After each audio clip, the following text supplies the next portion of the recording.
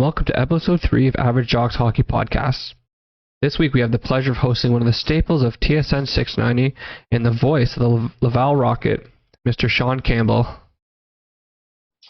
So welcome, first of all, to Average Jocks Hockey Podcast. It's nice to put a face. I listen to you all the time on TSN 690, so it's weird to see, especially Simon. I wasn't expecting the big beard from the pictures he has online.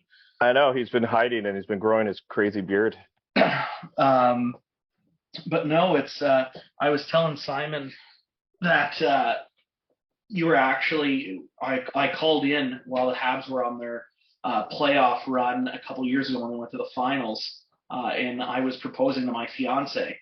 And oh yeah, I remember that.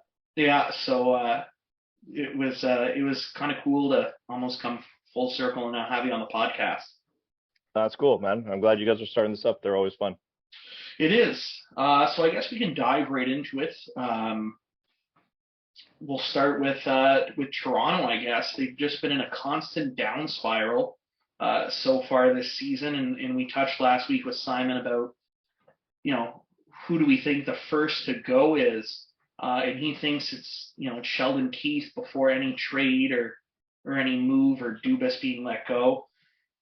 But it's hard to look past the numbers. Like Austin Matthews looks like a shell of himself from last season. Riley's not really putting up, major offense. Marner, Nylander, Tavares, are the big four just in their own head? They might be in their own head, but they're not some, I'm not really worried about Matthews. Matthews is going to finish with 55, 60 goals. That's kind of, when you're that good and you have that scoring ability, you'll be able to do it. Yes, people are targeting you, but they've been targeting him for years and he still scores. I think the same thing with Mitch Marner. I think it's probably going to be the coach first. Is probably the last desperate move for Kyle Dubas, roster-wise, with how tight they're up against the cap. They can't really do anything. But yeah, I think Sheldon Keefe could go. I don't know how soon. It would be a bit of a panic move. They did it in the first month of the season or first 2 months of the season. But I could see them, if they're toiling around 7th or 8th around a playoff spot and they're not as high as they want and they want that extra new coach bump, I could see them making a move in January if they're just not satisfied, because Kyle Dubas' future really not in the regular season success is in that winning the first round. If they don't win the first round, I think Kyle Dubas is done. So, but I think Sheldon Keefe could be the odd man out if the Leafs aren't in the top 3 by the end of the season. Mm-hmm. And I feel like even watching them, I think they're on a 3 or 4 game skid now.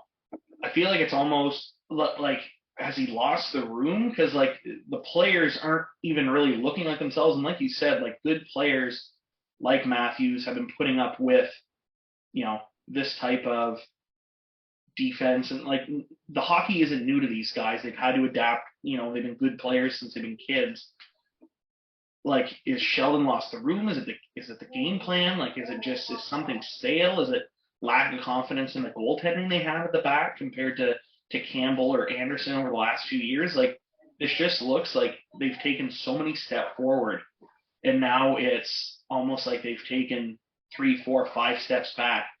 And I'm not a Leafs fan by any means, but it's almost weird to watch.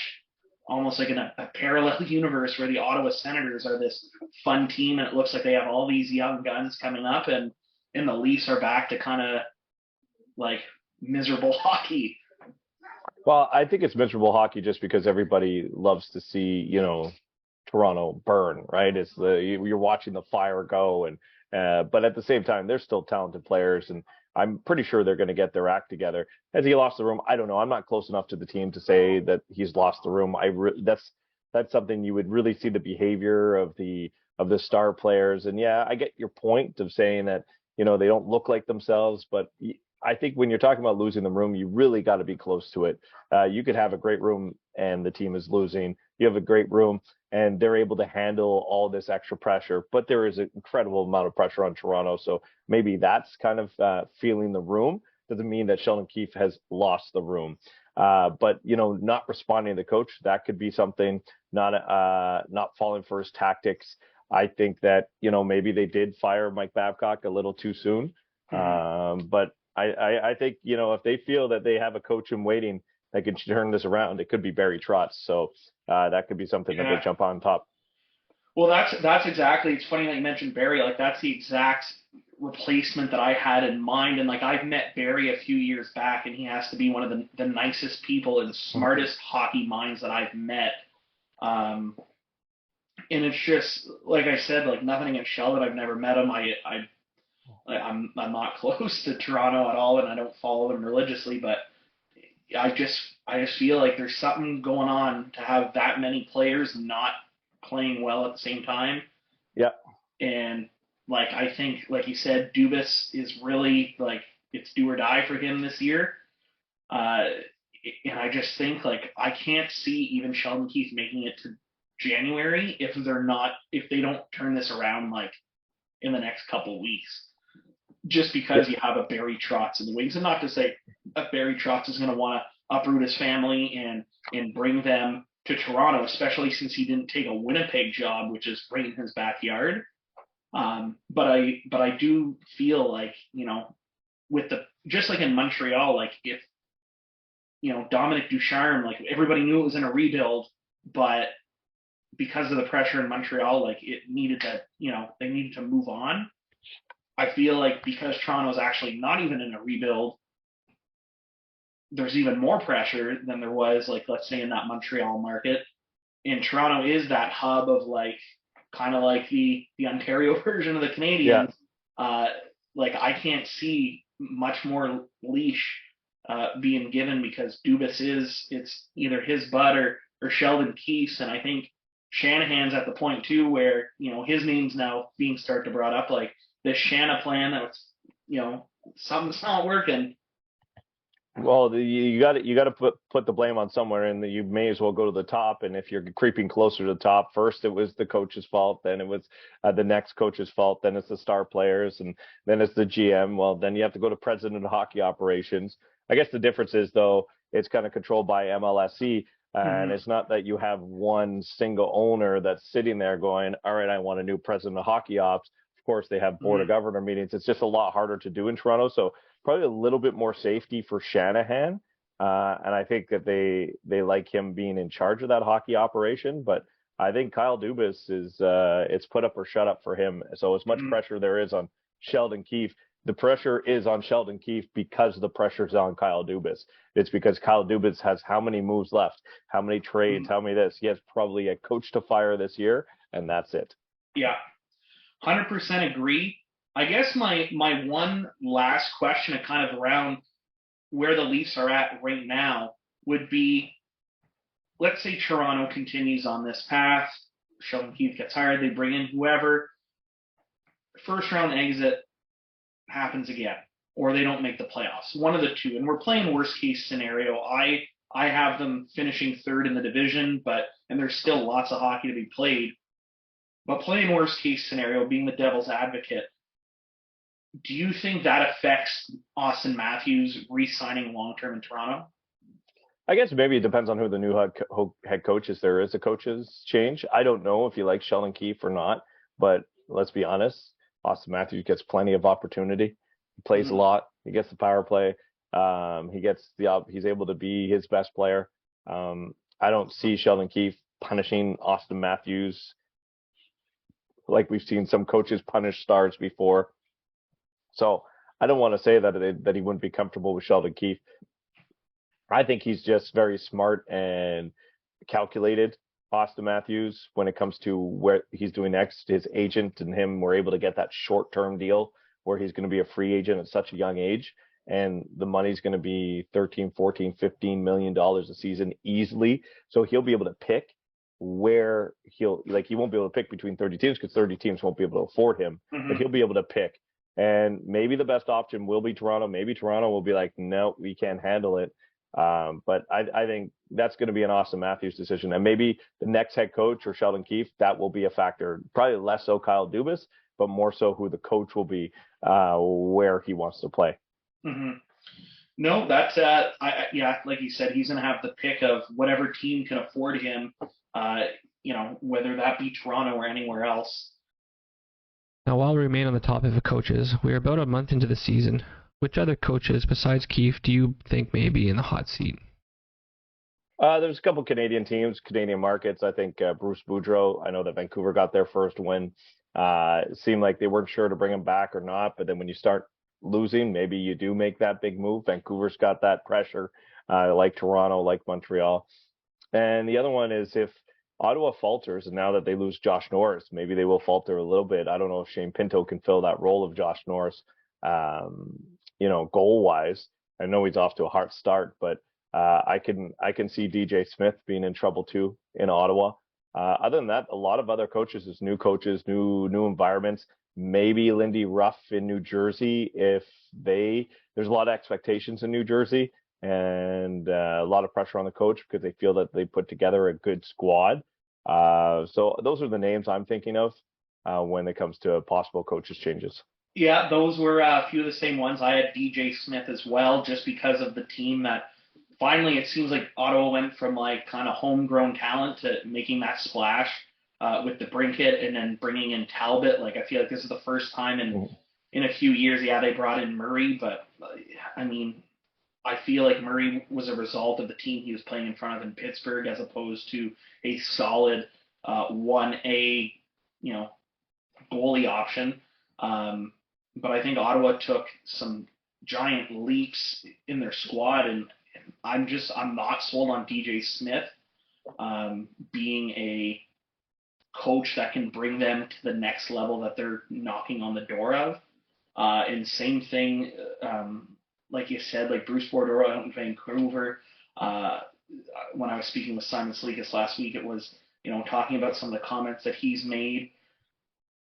Like I have a hard time seeing Vancouver firing somebody that they just signed to a contract. Like I feel like as Patrick Alvin being a first-time GM, first year at Vancouver, like how competent does that make you look? Okay, this is my guy. This is the coach I'm signing. Here's whatever 2-3 year deal, and then hey, we're a month in. See you later, pal. Like, well, because that's the thought I had though was Vancouver like 0-6, 0-7, like Bruce isn't a rookie coach here, like. Yeah, but let's be honest. That stuff happens. It happened in Montreal, right? Mm-hmm. Dominic Ducharme got his new contract in the summer, and he didn't even finish year one, and he was fired. That's true. I understand there was a new GM, and things weren't going well, and they thought maybe they could wait till the end of the season to make that change, but they felt like it was, they couldn't do that. They couldn't wait any longer. Maybe it's just you make the hire, you see it, and you're like, that's the wrong fit. I've seen it happen in sports all the time. Mm-hmm. I cover the Alouettes. I remember they hired Dan Hawkins into his first year. He lasted 5 games before they said that was an awful hire. We have to change that. So maybe that's one of the things. The only thing that maybe, will keep them there and keep an organization is owners. A lot of owners took a hit during COVID because of no fans, and Canadian owners as well. They took a big financial hit. They'd had empty buildings that they had to play in front of. Some other American owners were able to get those gates. And financially, they'll say, yes, there's no cap on coaches or scouts, but we're going to have to budget that for the next 2, 3, 4, 5 years. We hired him for 3 years. I need him to fill out his contract. I can't. They're still paying Travis Green.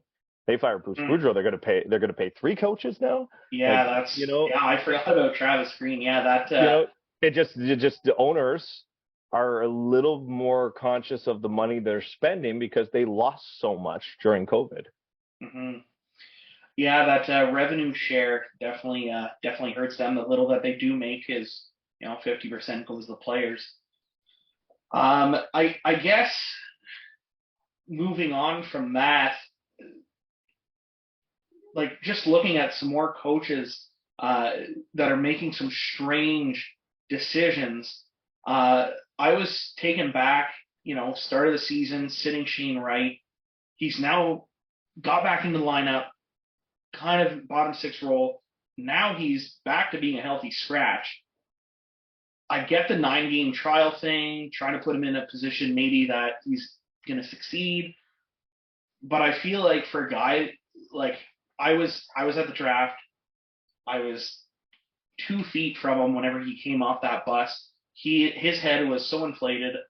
Like you felt bad for him. Like I was sitting there and almost like, they're showing, him, Slavkovsky, Cole Perfetti, and Simon Neckett like on the screen. And when he wasn't taken, you can see like just his face, like it was almost like he got shot. Mm-hmm. And then, drops from second, drops from third. And then, kind of that stare down he had, whether he was staring at them or not, whatever. But to just, start on the fourth line and then healthy scratch and then back in the lineup, picks up his first NHL point. Then he's healthy scratch again. Like, I just feel like the message they're sending to this kid and his ego and maybe his confidence is just getting a strip torn off every time he gets sacked from the lineup, or every time that, sorry, you're only playing 5 minutes a game.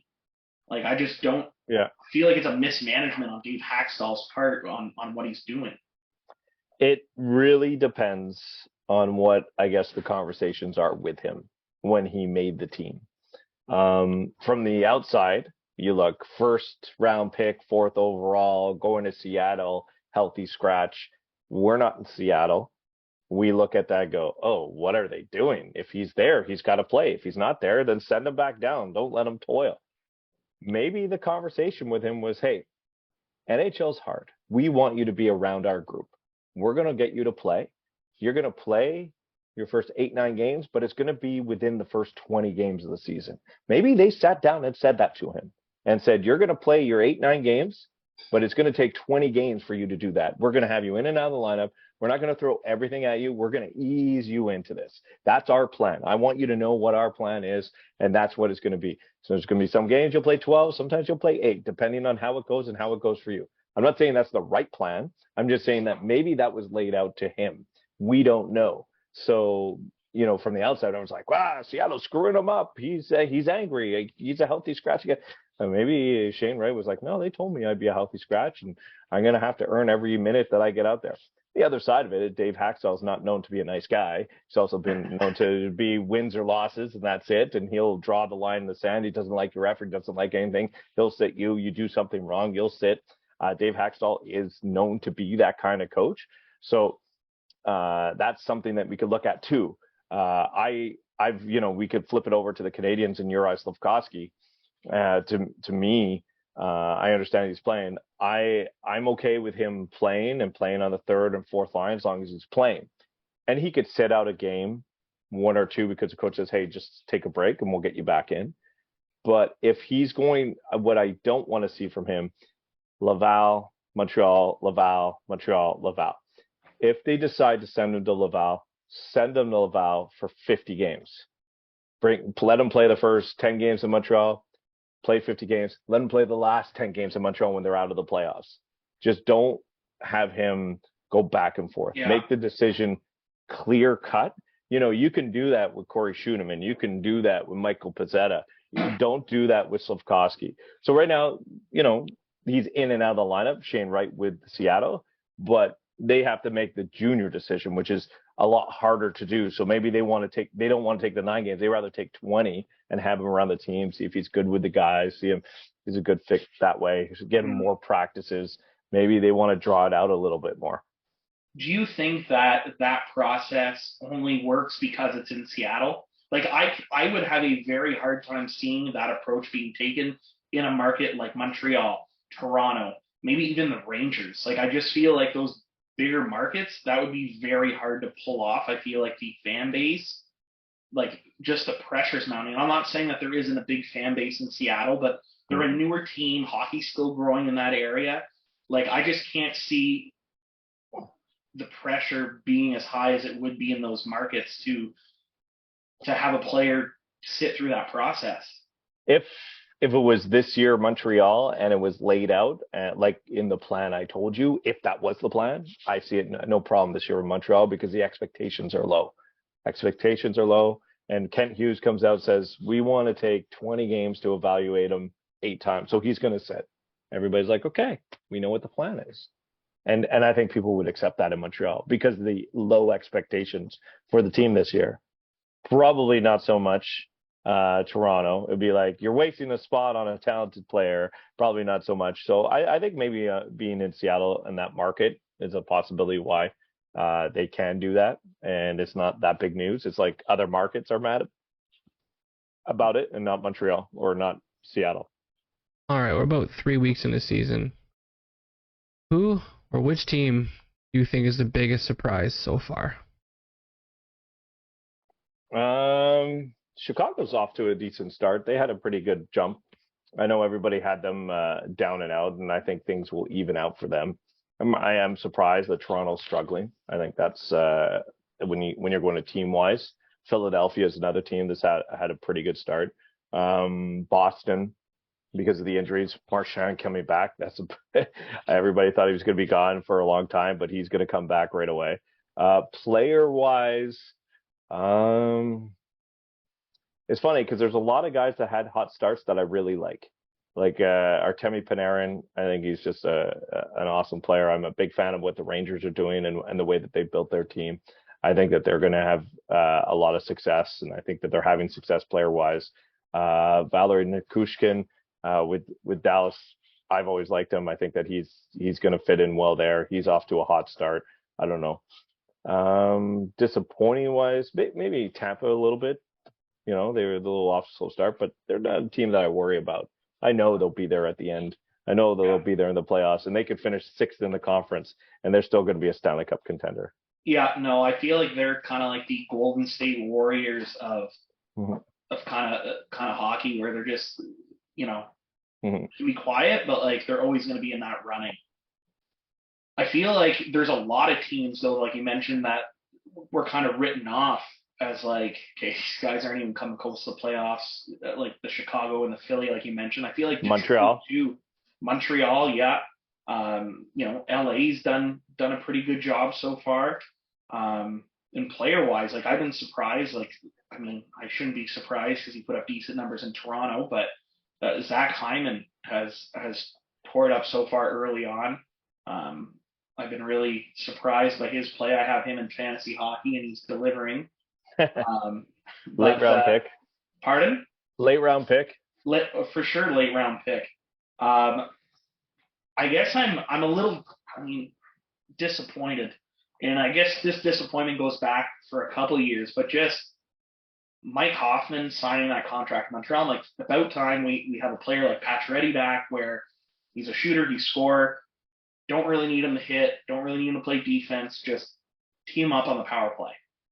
And I just feel like at this point, with the contract he has and how he's continued to play since last year and now into this season, just you can't even get a return on him because he's not doing anything.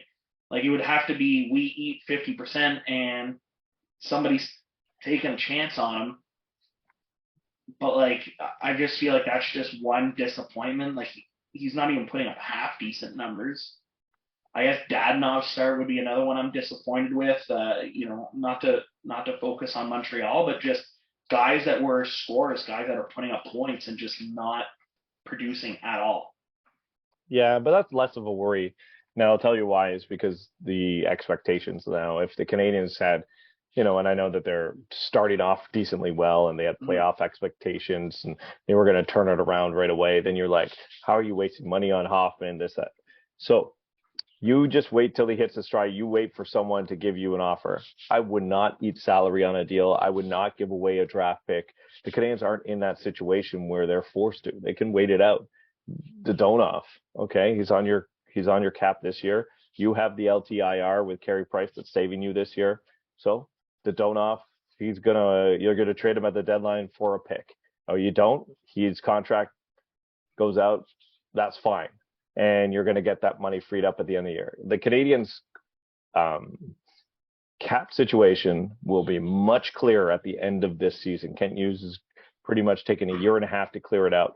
So yeah, when you start becoming a contender and you have a guy like Hoffman who's not producing, that's when you have to be like, oh my God, I have to get rid of him at any cost. I'll even eat salary. Canadians aren't in that situation. Okay, so Hoffman, you're paying him. That's his contract. It came in. You can't trade him. Okay, he's there. You're going to deal with it for now. because it's not the end of the world if he's there. So it's one of the reasons why I think that Martin St. Louis keeps pushing him and putting him out there. And, maybe he'll get that opportunity. Maybe one day in December, some teams saw Mike Hoffman put on a show and said, you know what, we could use a guy like that. We just got an injury on our power play. We need a shooter. All right, we'll offer you a 3rd-round pick. Sold, gone, Yeah. But we're not going to take salary, and we're not giving up a pick. We're not going to Sean Monahan this. We're not going to give away 1st-round picks. Like, that would be the worst idea ever for Ken Hughes right now. You just swallow it until it gets better. Because right now you're at the low point. You're selling low, but they don't need to sell them now. They could wait a year and sell them. That's fine. They can wait a year and a half. That's okay. They're not in a rush for that. So when you worry about that stuff, to me, I'm like, just let it play itself out. Be patient. So another question, kind of follow up, I guess, to what we were just talking about. I'll rhyme off some teams, and you tell me if they're the real deal or not. If you think they're going to continue like this. So we'll start in the Atlantic. I'm not going to name the top teams because I feel like those are kind of givens, but the Buffalo Sabres. No, they're never the real deal, ever. Yeah, I've given up on them as well after the Ryan Miller era. It was almost like they've just been kind of living in that shadow ever since. They have to prove something to me before I ever believe they're for real. And I like a lot of their pieces. I like Dolly and I like Power. I think goaltending is a huge issue. I think the Skinner contract may not be great, but I like some of these guys that they have up front. I saw a lot of those guys with Rochester last year, but I'll tell you, I will never believe in that organization until they actually win something. I share that sentiment. I feel like Alex Hockey is a great addition, hometown boy. And I really enjoy watching Jack Quinn play as well. But a lot of question marks in that crease. Feel good story, to see Craig Anderson still performing, but a tandem of, if you would have told me an NHL tandem would have been Craig Anderson at 40-something years old and Eric Comrie, I would have probably laughed you out the room. But moving on, we'll do the Detroit Red Wings. You think they can keep up pace? Not in the Atlantic Division, but they're taking the real slow and steady pace. What you want to see is that improvement from last year. And if they're playing meaningful hockey games at games 65 to 70, I think that's an improvement for them. Fair enough. I don't think there's any. I mean, the Canadians are, I guess, a bit of a surprise. I wasn't expecting them to be already at 10 points 9 games into the season. And I don't think they're going to keep up pace. I'm sure you agree. Yeah, no, the Canadians, it's been fun. I think it's good. They'll be competitive. Martin St. Louis has a competitive nature in them. And I think that a lot of people are underselling how good Nick Suzuki is. I think we're seeing what Cole Caulfield is. If they're able to organize their secondary scoring, they might surprise a lot of people because they have some talented players beneath their top line. But I think more often than not, you're going to have that secondary scoring be non-existent. All right, and to wrap up the Atlantic, the Ottawa Senators have made, like I was saying earlier, some giant step forward. Do you think they have a chance of competing? I think they're going to compete to the last day for a playoff spot. But the biggest blow was that Josh Norris. I don't know if they have the depth. I see those Belleville Senators. They have no one in Belleville right now that can fill that role. That means you got to move Giroux back to the middle, or you're going to ask Shane Pinto to do a little more with Josh Norris gone. Josh Norris is 35 goals or 34 goals, whatever he had last year, not on your roster right now, is a huge blow. Still think that there's a little bit of a hole on that blue line. I don't mind their blue line. It's just a little bit of a hole. We'll see what they look like when Talbot gets up and running for them. But I think that they'll be a team competitive to the last day, but I think they'll fall short. All right, we'll move over to the Metropolitan now. The Philadelphia Flyers. No, they're not for real. I'm sorry. It's just they're giving up too many chances. If you look at the analytic numbers on Philadelphia, it's been great goaltending, but the chances are skewed in the other direction. That won't hold. Torts is another question mark for me. I feel like he's a love him or hate him type of coach, and not everybody responds to that, and I just feel like, so far it looks good for Tony D'Angelo, but I Yeah. feel like he's going to ride somebody that might be on a down, and I just I feel like we're in a different era of hockey now where that type of coaching isn't successful. So I see them dipping off quite a bit as well. What do you think about the New Jersey Devils? I like a lot of their pieces. They're a team that I think might be able to do it if they make the coaching change. They might be able to get that new coach bump. I like Jesper Brad. I think Jack Hughes is pretty special. I think people undersell Nico Hischier a lot. I think they might be one of those teams with the Senators battling to the end of the day, but I think they might need a coaching change halfway through the season to get that secondary, just emotional bump. Yeah, and I feel like they would benefit from maybe a younger coach, maybe a. I mean, I don't want to throw out names. The Leafs, kind of part ways with Keith, or maybe Dom Ducharme, like just somebody that is maybe a little newer with all the young pieces they have there. And I really like their tandem of Vanacek and Blackwood. I think that tandem can do some pretty good things if they both remain healthy.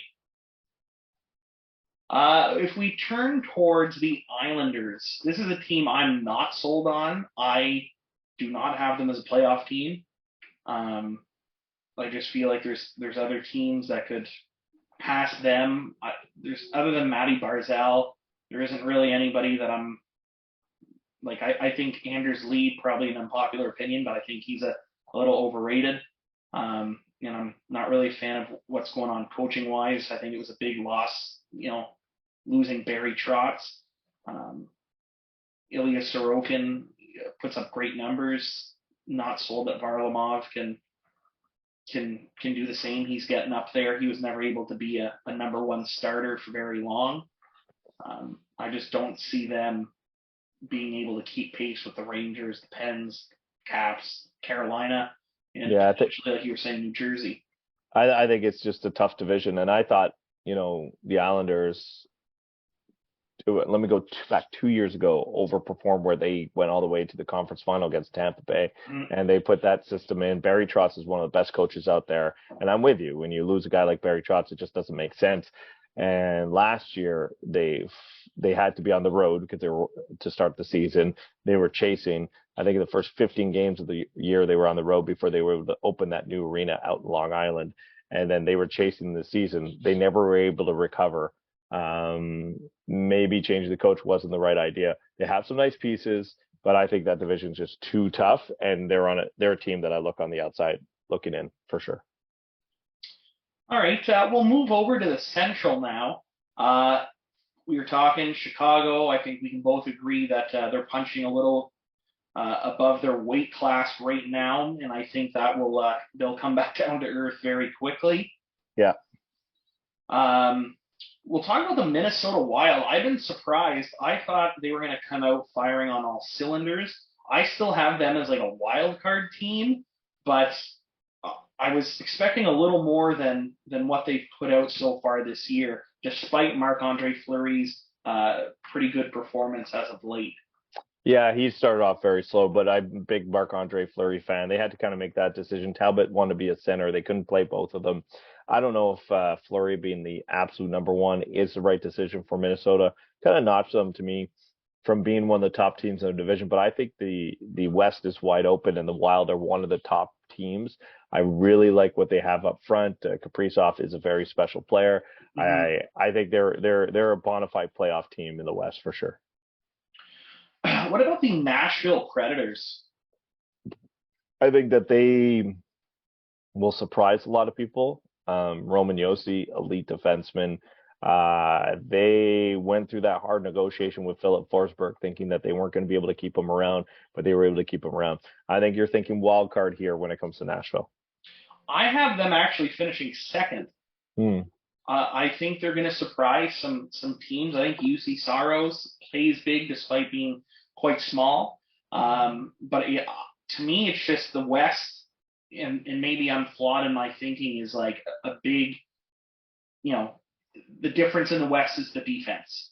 And I think Yeah. Nashville just has that abundance of strong defensemen. When you look at, like you said, Roman Yossi just being elite, him and Cale Makar and Victor Hedman are the three Yeah. top in the league, in my opinion.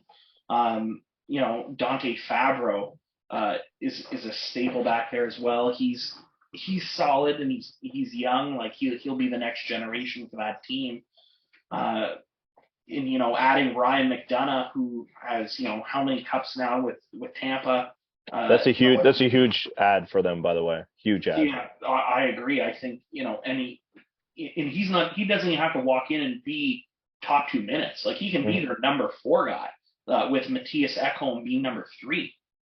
Like that's a nasty top 4 parent, like top 4 D. Like that's I can't think of another NHL team that has a top 4 like that.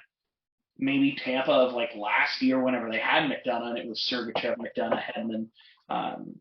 That was a pretty scary blue line as well. But Nashville, I think, has to be the top, in my opinion, like defensively.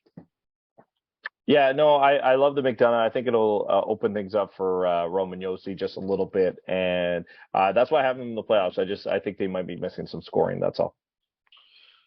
All right, and probably the biggest surprise for me is the Winnipeg Jets start to the season, especially, they bring in a new coaching staff in the offseason with Rick Bowness, and it seems like he hasn't even really been behind the bench after dealing with COVID.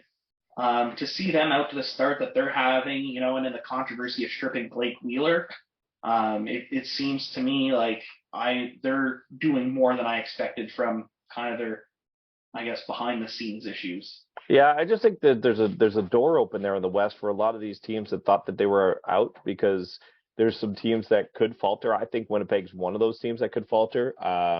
Rick Bowness will be there for a bit. Scott Arniel is a good replacement when he's filling in a head coach. They're just a team that I don't understand. They're probably one of those teams you see the talent, you see the Scheifele's, you see the Dubois. I like a lot of pieces on the blue line from the Morrisseys, the Pionks, one of the best and consistent goaltenders in Hellebuck. But then when they put it on the ice, it seems that maybe leadership was the problem. Maybe they needed to change it up. Maybe they needed to figure out what they wanted off the ice that will meet on the ice. And maybe that started already with this team. Maybe they got that kind of shock last year by the disappointing season, that they're going to be able to put it together with the group that they have, because they didn't really make any major changes in the off season, but they are one of the more puzzling teams in the National Hockey League for me. I don't get them. I do not get the Winnipeg Jets. I agree. On paper, like you said, they look so good, and then sometimes you watch them play, and it's like, yikes. Yeah. And same thing, like Connor Hellebuck can be so good one night, and then the next night he's letting in some pretty soft goals. And they're another team where, like, I'm not sold on David Riddick. Yeah. He almost has like 2005 era goaltending where it's almost like the flop. It reminds me a lot of like Osgood, and I guess Jonathan Quick in his earlier days, of just kind of like sprawling all over the ice. I just don't think that, if Hellebuck can't play, 60, 65 games and be that backbone for whatever reason, the Winnipeg Jets aren't going to do what you need them to do. Yeah, exactly. That's why I just don't get them. And I'm sure they'll be in the mix some way, somehow, or they'll be way out of it early. Mm-hmm. All right, we'll move on to the Pacific. The top 3 are the top 3 that I predicted right now: Vegas, Edmonton, Calgary. But I'm surprised to see Vancouver down more, to start the year. I don't think anybody would have said they were going, 0-5 or 0-6, 0-7, whatever that it was. So do you think the Vancouver we've seen so far this year is the Vancouver Canucks? No, I thought they would actually be in a wild card this year. I thought, even Bruce Boudreau would be able to have that still new coach smell on him, which doesn't seem to be the case. But I like a lot of their pieces. I thought Oliver Ekman-Larsson would be playing a lot better. He hasn't. It's been a struggle for him. I've always liked him, and I thought it was a pretty good deal for Vancouver to get him. Yeah. But it just hasn't worked out. And again, they're one of those teams that I could see jump into that kind of window. I think the top teams like Calgary and I think Calgary, St. Louis, Edmonton, Vegas, these are guys that you're looking at as bona fide playoff teams in the West. And then there's like 3, 4, 5 spots that you can kind of jump on top. And I thought Vancouver was going to be one of them.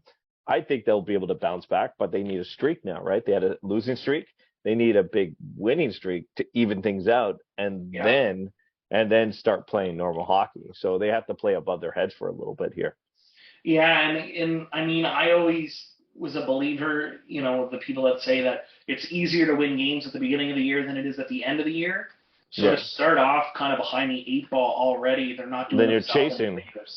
Yeah, then you're chasing the rest of the way. Yeah. All right, the LA Kings. I mean, they're probably one of the teams I follow the least. But again, on paper, the Jonathan Quick, Drew Doughty, Anze Kopitar, 2012, you would have said, like, these guys are contenders. They got some big names. They drafted Quinton Byfield 2nd overall a few years back. I feel like you haven't really heard anything about him. They got, like, Adrian Kempe, Matt Roy on D. But I don't know. Like, I'm just not sold on that team, and I'm not sure if it's because it's not household names or because, a lot of the East teams, we only really see them twice a year if, as a Habs fan or, if I'm catching a random, Toronto or Ottawa game or something like that. But I'm just not sold.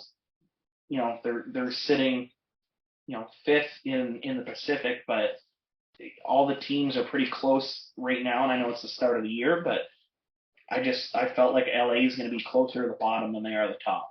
Yeah, but a lot of people thought that last year, right? And they finished with 90 plus points and made the playoffs. And I think a lot of people feel that way when it comes to the LA Kings. I think they might repeat what they did last year, and it's maybe a little bit of the unknown, because I think that there are players that are a lot better. I'm a big fan of Sean Dursey on that blue line. I think that he's a guy that could do a lot. Adrian Kempe is coming into his own. I'm probably higher on the Kings than you are. That's for sure. All right. I know my co-host Justin, big fan of the Seattle Kraken. He sees them as a playoff team this year. I completely disagree. I don't think they're even coming close to the playoffs. That's a fanboy speaking. They're not making the playoffs. Thank you for agreeing with me on that. Justin was pretty hard-headed that he's right, but I don't think there's a chance in hell they're coming close to any playoffs. No, not this year. They're going to take their time and they're going to build it up, but I don't see them making the playoffs in the West. So we're going to shift gears a bit. We're going to do a little more some lighthearted stuff. The NHL released their Adidas released their retro jerseys for this year. Have you taken a look at any of those? Yeah, no, I saw them, and there's a couple I like and a couple that I didn't like, but I always kind of think about this, and I did it on the station. I had my 2 boys evaluate the retro jerseys because they're targeting another market, and I love how a bunch of 40-year-old men is like, oh, that's an ugly jersey. I'm like, well, the NHL is trying to market towards another generation of people with these jerseys, yeah. So you got to get their perspective. There's a few I like, and it's funny because it was my son's one that he hated so much was the Detroit one. He's like, oh, it just says Detroit and the lines. I was like, ooh, that's sleek. That's simple. That's one of the ones I liked. Yeah. See, I thought that was different because you're always used to Detroit. Anytime they've done any Winter Classic jersey or retro jersey, it's always the red and white. I like the black. Yeah. No, I didn't mind it at all. I didn't like that Chicago was so similar to Detroit. I was like, oh, that kind of sucks that they're at the same time. Yeah, and I feel like they've done a similar Winter Classic jersey like that for Chicago. I think they, maybe they could have done something a little different.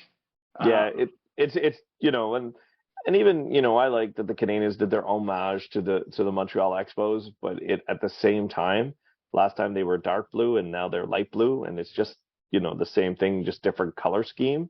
Yeah, I'm Uh, not sure if you've seen Bar Down actually released one for the Habs, and it was like a play on the forest green with the leaf. yeah, I saw that one. I really like that idea. I would have liked something like that, or maybe a simpler version of like the logo from like that barber pole Hmm. stripe. Like I think the play is more changing the logo than it is maybe trying to find a different palette of blue to give the Yeah, Habs.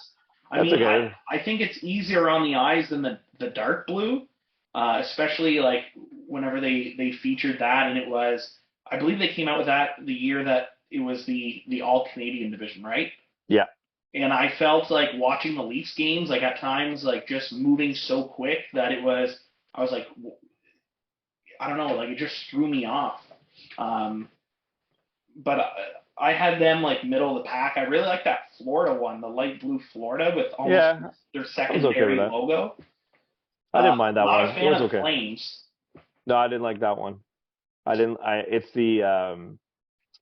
the I guess it's the early 2000s look with the stripes in the middle and then kind of jogging up in the. I didn't like it. I kind of like what the Oilers, what they had done though, kind of bringing back that I don't know what it's supposed to be like a rock. Yeah, it's the drill bit for the oiling. Okay, It's kind of I call it the Ryan Smith era. yeah, I'm okay with the Ryan Smith era, Captain Canada. Yeah, it Um, was pretty good. I like that the kind of dropping the bronze from that era and throwing in the orange. I thought that looked pretty sharp. Winnipeg Jets. That's similar to a I don't know if it The, was a Winter Classic or another retro one that they had with the gray. It almost just inverted the gray and the white. yeah, Tampa similar to what they've done before. Toronto like almost looks the same as what what they've they done have. so many years in a row. Yeah, Anaheim as well, it's very similar to what they've put out. Love that the Sabres brought back that buffalo head. That was probably my yeah. favorite Sabres jersey. That the black, red, and in white. But love that they brought that back. I think that's probably the top one for me. Yeah, the Sabres though they went through this phase where they were changing their jerseys so often that Hmm. they had the banana one and then they had the buffalo and then they went back to the buffalo then they had the Sabres. I feel like because they kept their marketing team just kind of went nuts for a while Yeah. that when they go back I'm like, "Oh yeah, they had that for a while. You've had 7 different logos in the last 20 years. Yeah. Just be happy and pick one and stick with it." Well, I hope they stick with this buffalo head. I think Yeah, another winner is the Sabres, or sorry, not the Sabres, the Bruins, bringing back the bear head. I missed that. That's like I '05, didn't mind '06 that one. era. Yeah, I like that one. I like that they decided to go back with that one. I saw that they threw their throwback bees the other day when Marchand came back. I like that one. Nice and simple. Big B.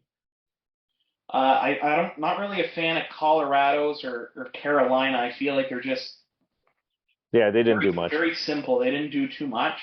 Um, I don't know if it's just the teal and yellow, but the Sharks homage to the Seals is I don't really like that. I feel like it's more an area thing, right? Because the California Golden Seals, you're able to put it up there, Yeah. and you're like this area. They had this team. I think it's a good homage for the Sharks now that they're one of these long-standing teams. I think it's a Mhm. good change, even though it's not the Seals. It says Sharks. I actually like that one. I don't know. I think it's the teal. I think it's that shade of teal with the yellow. I just find it hard on my eyes. And I was born after the Seals era, so maybe I don't have the nostalgic feel to it. Um, I really like what Seattle did with theirs, almost similar to like a Habs with kind of that stripe up the middle across the chest. Uh, Yeah, it's tough for them, I guess, just because it's reverse retro a year in, and I'm just like, Reverse retro, been in you the just league get for to 1 year. you just do the second jersey. To me, it's just a second jersey. That's all Yeah. it is. Yeah. I like what Vancouver did, bringing back in that I don't know lumberjack or Yeah, I wasn't a fan of that. I prefer if you're going Vancouver, you go to the skate logo. Bring me back to think of Pavel Bure. That's what I prefer. The skate logo, that would have been a nice one, yeah. Yeah, they did it on their 50th anniversary. They played it a couple times. Would you have done the skate logo with like the green and blue? Yeah, that would have been look. That would I don't know what it would have looked like. I Now I'm can't just even picture it myself. Like I can only envision that with the black, red and yellow. But yeah. I like what the Dallas Stars did, bringing back the old Dallas logo with the black and the current green. Yeah, they all decided to go back like 15 years ago with these 2005 jerseys. Yeah, it was fun for me. A lot of them was kind of like, oh, like even Nashville with that Hmm. old Predators logo, almost like the 2D, cartoony. Like it almost reminds me of like a '90s cartoon saber tooth that you would see running around. Um, but I don't know that I grew up with those logos and I kind of like that look. Minnesota's I think is one that they've done before. I kind of like St. Louis's yellow. Um, Yeah, that's that one. I wasn't a huge fan of that one. the I thought it St. Louis was. one. Yeah, I think it was a little too busy for me with the writing. Yeah, the writing's a little strange. I find it weird that they have St. Louis over their logo, Yeah, but I just like that they're doing something different than dark blue or light blue. Um, Phoenix, I feel like they have a very similar jersey that they put out before. Same with Columbus, same with Pittsburgh, Philly, even the Kings was a similar one. But really love that the Islanders brought back the Fishermen. That was yeah, a staple. yeah. Like the Fisherman was only for a little, but again, I think they were like, "Hey, let's bring it back. People will remember it, and it's a little goofy, but we'll be able to sell some jerseys." I think they just brought it back to sell the jersey. What do you think of the Rangers bringing back Lady Liberty? Yeah, they did that in the last reverse retro though. But they went back. I find more in the last reverse retro with almost the exact jersey they had. I like that they did that kind of current, little bit lighter blue, and I like what they did with the sleeves. It reminds me of like '90s jerseys. Yeah, I guess a lot of them wanted to bring it back to that generation, the '90s, and maybe a lot of people haven't seen them. So, yeah, I thought it was very similar for the Rangers for what they One of did my last time. top ones, if we're looking just in like I guess divisions, was that Washington Capitals going back to the black and blue with Yeah, the eagle. I yeah, thought that was so sharp. First thing I thought of whenever I seen that was that OV goal on his back against Phoenix. yeah. I was thinking of Peter Bondra, and Peter Bondra tweeted out. He said, "Hey, maybe I have one more game left in me." Hey, you know what? With Backstrom out, they could probably use Peter Bondra. Yeah, I think so. That's a guy that still probably has one game left in him. I like what New Jersey did, kind of bringing back the Colorado Rockies colors. I Yeah, don't know. they just changed the color scheme on that one. They did. I don't know. I find it looks better with the blue and yellow than it did when they did it with like the green. Yeah, but I like the green. I was a big fan of the Christmas jerseys. I have one of them, Who do you have at the back? Kovalchuk. Good choice. I was a Mhm. fan. I have my Habs Kovalchuk jersey hanging up in the next room. Nice. Well, I think my big winner for the jerseys would be the Caps or the Sabres. Yeah, for me, I still think Detroit was my favorite. Detroit from the get-go. Nice and simple, to the point. All right, let's move on from jerseys, and we're gonna talk a little bit about the Canadians, more specifically Carey Price. At that press conference, says he wants to win a cup one way or another. What do you take from that? What do you think he meant by that? That he still has competitive nature. He says one way or another. I think his first thought is still playing. I don't I don't think it's a strong possibility, but I think his first thought is, hey man, I'm not 40 here, but if I feel good in a year and I can train like a pro trains, and that's what he said. He said, I can't train right now, but if he could start training, then he feels he can maybe go on that run. Maybe that's something that the Canadians can look at, but I don't know. He doesn't scream coach to me. I know he's a smart guy and he understands the game, But maybe it's management more than anything else as an observation. But I think he would take his time and try and learn the trade first before he was just thrown into it. Yeah. But again, when you're making, you don't see it too much from the star players. When you're making 10, $11 million, you usually take that time off. But maybe this is the time off that will force him back into it. I don't know if he has that kind of relationship or to learn from someone to become into management. Like coaching he doesn't scream coach to me. Doesn't mean he won't be one. I agree. He didn't strike me as a coach just because he seems. And again, we're not in a dressing room or seeing him outside of hockey, but I don't know, just his mannerism, like he seems a lot more quiet, a lot more like reserved. Um, it's just to me that doesn't transition to a coach. But I think that hopefully there's a career after hockey for him just because of his nature and how he's went out. Like I think we've seen the last of Carey Price. Yeah, me too. If you can't carry your kids up the stairs, to ask you to stand on, a 2 centimeter wide skate, for 60 minutes plus, moving laterally up and down, doing this even if he came back as a backup 20 times a year. I don't know. Like that seems like a far stretch for me. As much as I love the guy, and that was the goalie for me growing up, I think we're kind of that door's closed. We're moving on to another era. I don't think Jake Allen is the next era, but somebody, whether it's Keaton Primo or Frederick Deschaux or somebody else. But it's sad. You never want to see somebody go out not on their terms. Yeah, but that happens to pretty much everybody. It's very rare that you get to go out on your terms, and I think that's why when he talked about Cup, I thought he was talking about playing, even though he just has that competitive. I don't think he's been able to mentally close the door on his career, even though a lot of fans are like, "Look, you didn't play last year. I mean, you played 5 games, and then you're not going to play this year. There's no way you're coming back at 35." That makes a lot of sense. But yeah, so for him, it's, maybe he finds something. Maybe he just finds something else different, not even part of hockey. Who knows? It doesn't mean he has to be part of the world of hockey. Maybe it's something kind of down the path that Roberto Luongo did, right? He started with Team Canada before he started doing stuff around the NHL. Maybe that's something Team Canada wants Carey Price involved there. That's a possibility. I guess, hey, with all the Hockey Canada positions opening up, that I heard Wickenheiser's name thrown out there. Obviously, Bobby Lou, like you said, taking a role with the men's team. Maybe Carey Price does have that pathway there.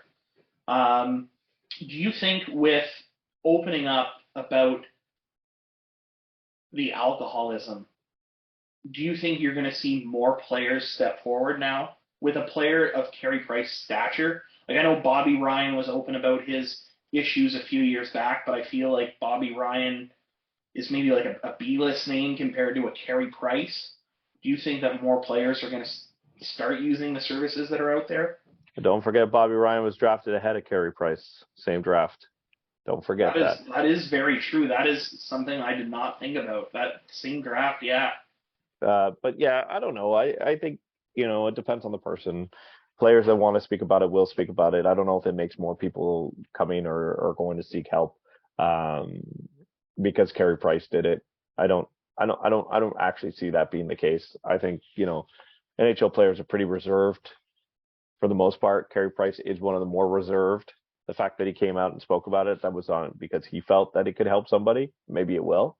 But I don't see it being something that will change, what other NHL players do.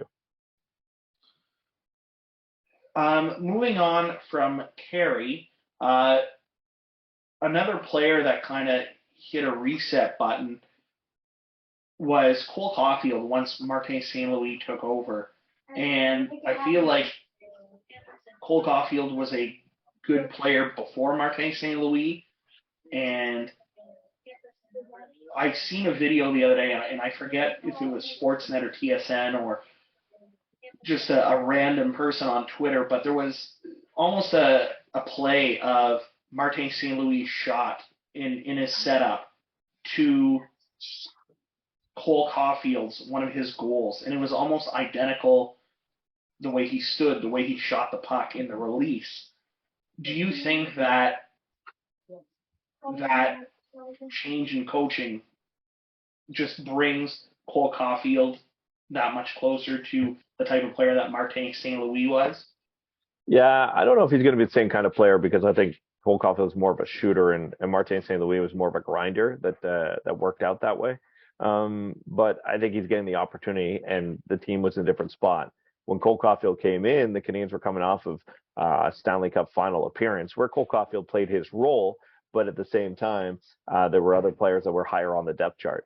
So under Dominic Ducharme, he was pushed down the lineup, and when he struggled, he was in a situation where Dominic Ducharme, I'm trying to win. I have a guy that's not scoring. I'm going to push him down the lineup. Cole Caulfield doesn't score for 2 weeks. He's still going to be on the top line with Martin St. Louis.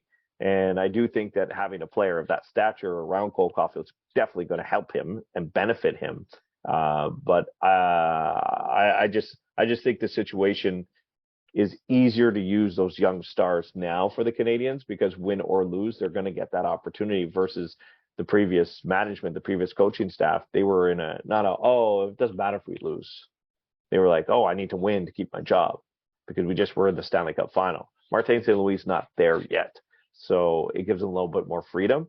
And I think that's benefited Cole Caulfield for sure. So your prediction, what would be your prediction for Cole Caulfield? Like, do you think he is a regular 30-goal scorer, 40-goal scorer? Do you think he can hit 50? I watch him. He's off to a great start. Maybe he can get up to 50. I'm not sure. But even calling 40-goal scorer in today's NHL, there's just a handful of them. I think he'll be a consistent 30. He'll probably hit 40 once or twice in his career. Who knows? He might be an Austin Matthews type of guy and get 60 and just be one of those goal scorers. But the stature is something. I look at a guy like DeBrincat who scored 40, and then consistently 30. I see him being in the 35 to 40 range for the most part. Yeah. Another player that's a young guy that's impressed me in the Canadiens organization was actually one that was sent down this season in Philip Messer. He has been lighting up the OHL. Most notably, I was impressed his hands. I think it was one of his first OHL games, actually. He had a breakaway goal, and he absolutely undressed the goalie. I am so optimistic about him coming up, even if it's just to Laval next year. But I think with him and Owen Beck, like the future looks very bright. Having that 1-2 punch already with Suzuki, Caulfield, to have Slafkovsky, Messer, Owen Beck. I'm just super pumped about that offense.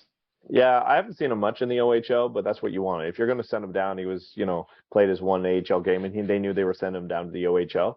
You want him to go there and dominate. You want him to go there and be better than everybody else. And early indication right now is that's exactly who he is and what he's going to be able to do. And if he goes out and has 120 point season in the OHL, you're like, okay, job done. You don't need to be there anymore. We're going to make sure you're in the AHL next year, or the NHL if he can do that. I think that's all you can ask for a player that you're sending down there is to go dominate, be the best player, and he was able to do that. I know a lot of people, and I was talking with Simon last week about how Nick Suzuki, a lot of people were, it's too early. We would have preferred to see Edmondson or Gallagher, or nobody at all for a little bit. Do you think the play that Suzuki has had has kind of silenced the critics about being the captain during this rebuild and being so young and being the captain in a market like Montreal? Do you think that has silenced the critics with his play so far? Well, I think if you're putting up 10 points early on the season, 11 points, and you're, over a point a game, no one can criticize you. I think it's about the consistency. What's he going to do in the next 9 games? What's he going to do in the 9 games after that? At the end of the season, is he sitting at 85 points, 90 points, 100 points, or is he at 65? So I think, you can criticize on a daily basis, on a weekly basis, but Nick Suzuki, I think it'll be on a yearly basis. But I think he's shown his early season consistency, which will help him out in that regard. So my next question is more of a fun one. So after Arturi Lehkonen won the Cup with Colorado last year, what former Montreal Canadian would you like to see win the Stanley Cup? And I have a short list here, if you need it, of former Habs that are still playing. I got Halak with the Rangers, Danault with LA, Max Pacioretty in Carolina, Nick Delorier in Philly, Sherratt in Detroit, Kulak in Edmonton, Mete in Toronto, Romanov with the Islanders, Domi in Chicago, Petrie in Pittsburgh, or you are free to go off the board if you want. I've always been a big Kulak fan, and I do have the Rangers making it to the Stanley Cup, so maybe Halak, but I've always liked Brett Kulak. I like the guy. I've met him a couple times, dealt with him. Easy to cheer for. Made himself that contract with the way that he played with the Canadians, the way that he went in the trade. Hardworking defenseman, doesn't get enough credit, so I'll go Brett Kulak. That's a good pick. I also have the Rangers in the finals, and my answer would have been the same with Brett Kulak, though I think he was just a super nice guy. I mean, you can tell in his interviews he seemed humble. He seemed like he just did his job and he was content with that. So no, that's a good answer. I don't think there's anybody else on there. The way Patch has left, and I don't know. Wasn't really a Ben Sherratt fan, even though he played very well. I think Kulak's a good choice, and Halak would have been my other one. But much past that, I got nothing else for you. I want to thank you for coming on and doing the hour or so with us, and hopefully you enjoyed yourself. We didn't bug you too much. No, it's fine. I appreciate you guys asking me, and good luck with the podcast. Thanks. I appreciate it, Sean. You take care. All right. Have a good one. Thanks again, Sean, for joining us. Now, for this week's Blunder of the Week. Joel, we all know the old saying, everyone makes mistakes, but this particular highlight made me both laugh and cringe at the exact same time. All right, Joel, it's all you to explain why. Well, I'm sure by now you guys have all seen the Anaheim Ducks highlight where Jakob Silfverberg absolutely snipes one. Too bad it was on his own goalie. You can't blame Anthony Stolarz. I played goalie coming up through the minors, and by minors I mean house league. And you're not expecting that. I mean, I remember, having a teammate accidentally shoot on me. I made the save, thank God, but it's not something you expect. So I don't think this one's on Anthony Stolarz. And I mean, Jakob Silfverberg's been in the league for a while. It's just a brain fart. I mean, he'll rebound. It's embarrassing, and I'm sure the teammates are going to pick on him for a little bit. But I mean, just something you gotta to pay attention for. I mean, you've seen it in other sports, basketball, soccer, where the defender goes to clear it, or you make a steal and you're all turned over, and you end up shooting it on your own basket or kicking it in your own net, and it goes in the category of one of those that'll make a TSN top 10 for a few years, and eventually people forget about it. And I'm sure for the next few games when people are playing Silfverberg, they'll chirp him. But I don't know. I mean, I'm trying to keep it tame this week. I'm on blood pressure medications, so gotta take it easy on the old ticker. Can't be fired up every week. And I like Silfverberg. Like I said, he's been around for a while, and he's a former Ottawa Senator, and he's a serviceable guy. I think he's the next captain of the Anaheim Ducks. But I don't know. I mean, just make sure you pay attention at what goalie you're shooting on, and I mean, good for him. If it was probably shooting on the other goalie, chances are it could have probably went in as well. But unfortunately for him, he'll be on the highlight reel for the next little bit. And that's it for this week's episode of Average Jocks Hockey Podcast. Next week, we'll welcome Brock McBride. Brock played a few different leagues during his career, including Collegiate Division I, AHL. He also played overseas.